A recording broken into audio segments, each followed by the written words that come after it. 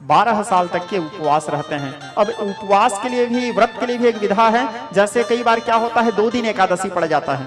ध्यान दो यहाँ पे, शुद्ध एकादशी पड़ा है मतलब तो फिर कोई उसमें विवाद वाला बात नहीं है, जिस दिन एकादशी पड़ा है उसी दिन रहना है। कई बार क्या होता है, दशमी युक्त एकादशी रहता है, कई बार द्वादशी युक्त एकादशी रहता है। यदि दशमी युक्त एकादशी है, दशमी के साथ एकादशी है, तो उस एकादशी को व्रतधारियों को व्रत नहीं करना चाहिए। द्वादशी युक्त यदि एकादशी है, यानी जिस एकादशी में द्वादशी सम्मिलित है, तो उस एकादशी को हमको व्रत करना चाहिए। चाहे उस दिन 23 घंटा के लिए द्वादशी रहे और 1 घंटा के लिए भी यदि एकादशी है, तो उस एकादशी को ही रहे जिस एकादशी में द्वादशी तिथि सम्मिलित है।